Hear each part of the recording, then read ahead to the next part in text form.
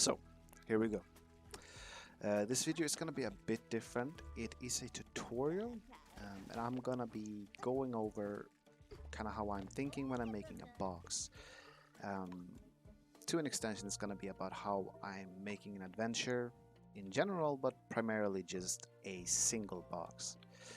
But you can hop into the adventure that I'm going to be playing or creating in a way here. And you can just follow along, and you can find a link to the adventure in the video description, or just search for it in the game via Discover. Or if you prefer, you can just play the end of the tutorial in general. Yeah, you can take a left right here and simply play the little box adventure. I want to say it took me quite some time to do this, mostly to ensure that each of the different boxes are consistent between each other. Because there's no such thing as making a box from start to finish without changing things along the way. So let's get started, shall we? As all things in Wonderbox, it starts out as a simple box. And so does this tutorial. A simple box with our basic material. And there's an important reason why I start out with a box and not a flat plane, for example. Which is that when I make an adventure, a level, or in this case, a box, you want to be able to think vertically. You don't always need to do a vertical challenge, but it is a good thing to do it. Because if your levels only focuses on the horizontal plane, you might end up with a rather bland level. You might also end up with a level that kind of becomes a filler box where you just run through it, and you kind of want to avoid that. Thinking vertically also challenges you to utilize a box to its fullest potential. But, alright, this box isn't rather interesting to look at. Let's move on to the next box. So in this box, you can see that we are working toward building the first platforming parts of our level. We have the lowest point of entry, and I've decided that the player will take the following route to the top. It's all kind of rudimentary, but this is also where you can see the first practicality of starting with a box instead of a plane, as it is simpler to carve out your level and sculpt it than it is to build upwards from a plane. You can sort of visualize in a better way kind of how things will affect, and you won't be too constricted by space limitations, or that's at least how I feel. But right now we have a level with a very basic platforming layout, and I think it is time to move to the next stage of this box. Here's the third stage of this box. So what have I done? For starters, I've utilized the verticality to make the player walk under this arch. This doesn't have any specific gameplay mechanic, of course, but it does enhance a player's experience of playing an adventure. Apart from that, I've also decided on two mechanical elements of the box, which would be the glider and the rough location of the heart. To keep track of the glider that will be within the chest that you can see right there, I'll simply place the glider on top of the chest until I am done with the level. It'll allow me to remember what is the plan. If, let's say, I take a break for a week, I can come back and I'll know what will be done. I won't be confused, basically. But there really isn't much more to this box than this.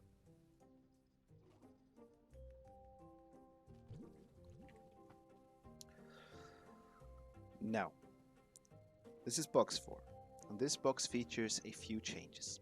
Primarily just a few changes in how it looks, preparing for a river as well as a waterfall. Because, if we are being honest, any level with a waterfall is simply 5 times better than a level without one. So as long as it makes sense to put a waterfall in, do it. Do not place too many, and also carefully consider its placement, especially if you do what I have done here. The way I decided on the waterfall placement is that I wanted the waterfall to do 3 specific things. I wanted it to add a gameplay element to the platforming, which is that the player jumps over it. I wanted it to enhance the aesthetic look of the level. And lastly, I also wanted it to conceal some type of secret. However, do remember, if you have 3 waterfalls in adventure, only one of them should contain a secret. You do not want a waterfall to be the same thing as a chest. A waterfall needs to be rare, special, and unique.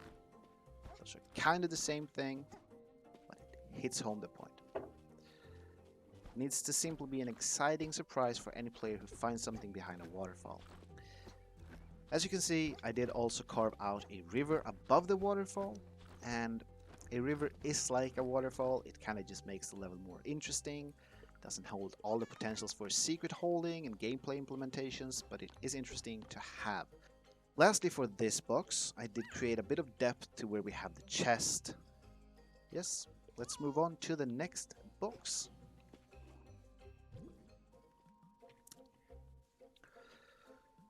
Alright, this is the box where things start to get interesting, or at least it's getting an interesting look. This is where you get to carve out the more fine details of a level, or at least where I do it. You'll want to ensure that you don't have too many sharp edges. In this game that is difficult due to the whole boxiness of it. Honestly though, I think because this is the only game using boxes, it's okay. Never seen another game use this kind of box terrain thing going on. Super unique. As well, I hope it is clear what I mean by this. Create variation in the height. And this is where things start to get a bit tricky for the creator, for you. Especially since I want you to think vertically.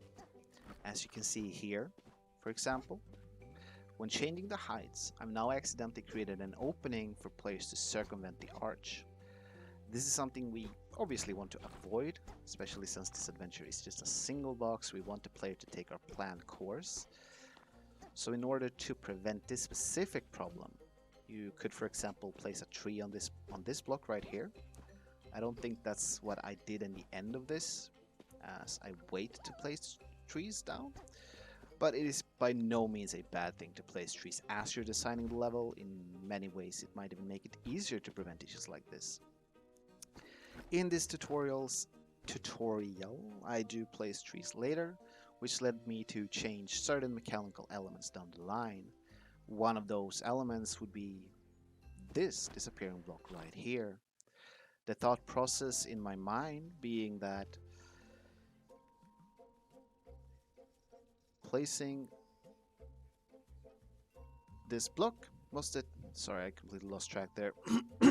The thought process in my mind when placing this block was that you, as a player, would get the glider and simply drift across the gap, having to time the jump so you'd land when the disappearing block was solid. However, adding trees caused this mechanic to be increasingly difficult to maintain, as trees affect the vertical challenge for you as a creator, since more trees means more areas where the player might potentially abuse the game and skip your planned sequence. If you've played my adventure called Snowhold, I don't know if you have, you can imagine that this was something of a nightmare for me to design, keeping all of this in mind. You'll also see the same kind of thing if you're playing Final Wonder 1. But let's move on to the next box. In this box, you can see something that happened to me and that will certainly happen to you as well, which is that you will change your mind about what you want to create. And the truth is, if you get an idea, just go for it. Just change the level. Don't be worried about it. So, quickly about my little design change here. I decided to change from ruins into fine architecture.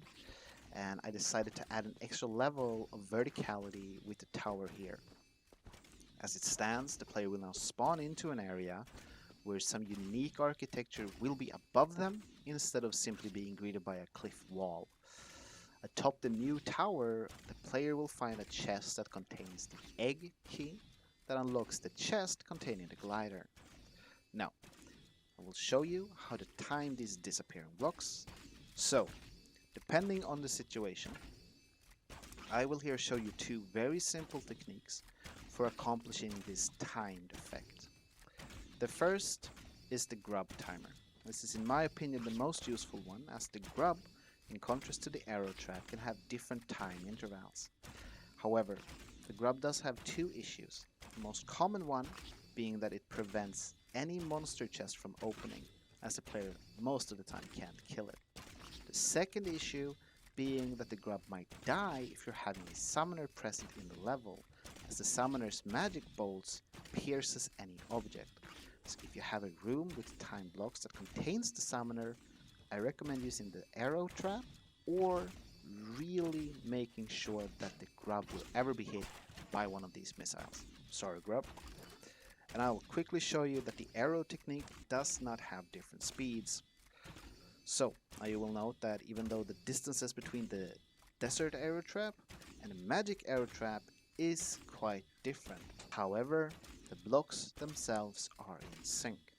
But that's essentially it for this box. We're now going to move on to the next level. I haven't really done much in it.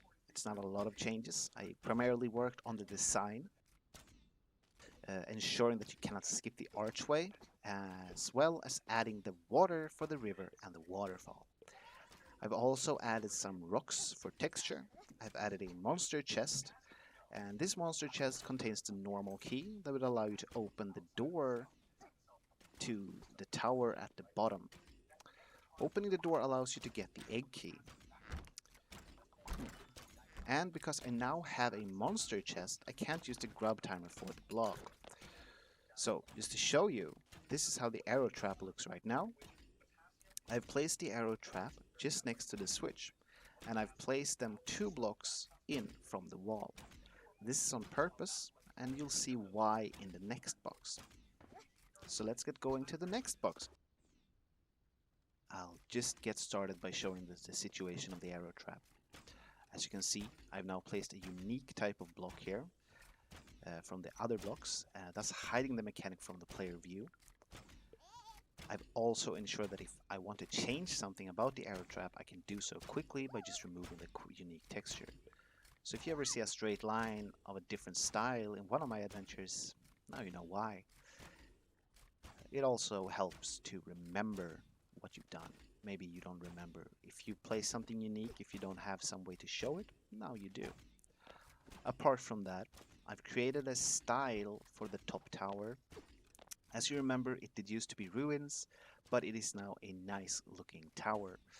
I have also added the first enemy of the level, and I've also changed the way the disappearing block looks. This is because of how it looks, and now because of a mechanic. Here, on the other side, you can see how it looks if I had kept it the way it was. It's about time I add the first secret, which is a sword. I've hidden it by the waterfall, so let's check it out. And as you can see, the sword is clearly visible. However, this is primarily just due to I've removed the ground in front of it, so I can show it to you. Also, in order to keep it unique, the waterfall, I've actually gone ahead and hidden the sword to the side of the waterfall. This is just a little bit of trickery from my part, as most waterfalls keep their treasures hidden behind them. This is something everyone knows, and it is why real-world waterfalls don't have any treasures behind them. People simply got to them before you. Now, as you can see, I am using a timed spike trap as a podium for the sword. Yet the trap doesn't really do anything. This is because, as you can see on the picture above the arrow trap, is an intangible block. Placing a block on top of a trap like this will prevent the trap from going off. This sadly doesn't work for the lion head arrow trap, so we'll never have a pillar like this. This arrow trap and the pillar is only here to show you the tragedy of it all, and will be gone by the next box. Alright, new box, we're inbound. Now this is going to be very quick. I'll simply show you this.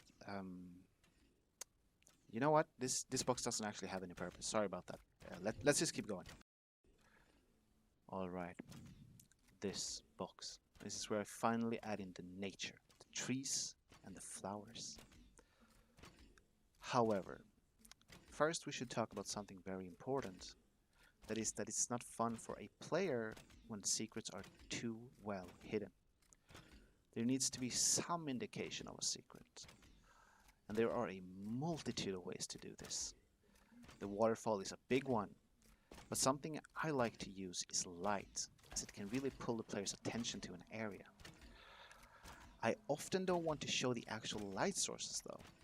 So what I've done here with the sword is that I've placed 2 red light crystals on each side, one step below the sword's podium.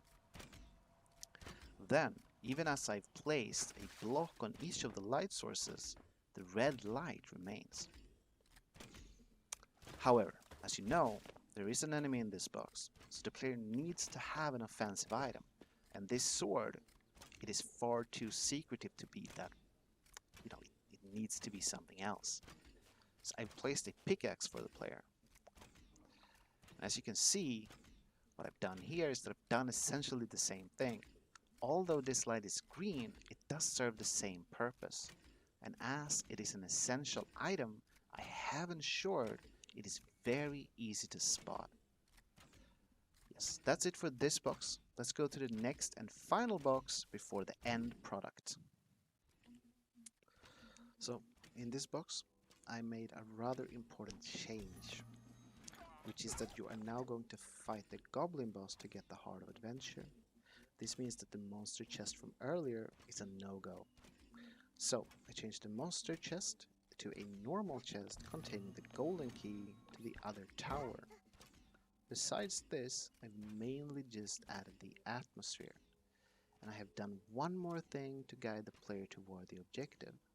As you can clearly see, the Heart of Adventure is right atop the tower, and as a source though, it is unreachable for the player. But it does tell the player that this is where they need to go, and once they do find the enemy boss, it shouldn't be too difficult to figure out what the true goal is.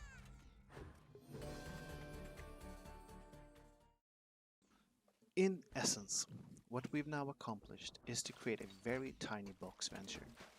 It may not be much, but the point of the tutorial isn't to create a final product. The purpose of the tutorial is to show some ways of thinking when creating a box, and especially how I think when I'm creating a box. And I want to just give a quick rundown of things I've gone through. Firstly, you want to start off with a box and not a plane. You want to carve out your box. Secondly, you want to plan a route that the player should take and build the level around that. The third point is that if possible, you should push yourself to think vertically. And if you do, really test it out so the player can circumvent the route. Fourthly, you should ensure that the player is guided with light sources and clear objectives. You don't want the player to run around and have no idea what to do. That is not fun.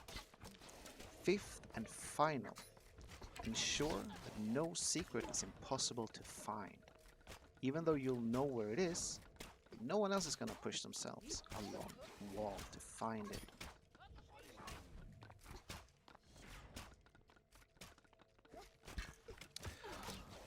Something that would be tremendously fun for me at this point is if you took what you've learned in this tutorial and made a little box venture and put a comment with a link to the adventure for me to play. I might even make a review of some of the adventures based on this tutorial.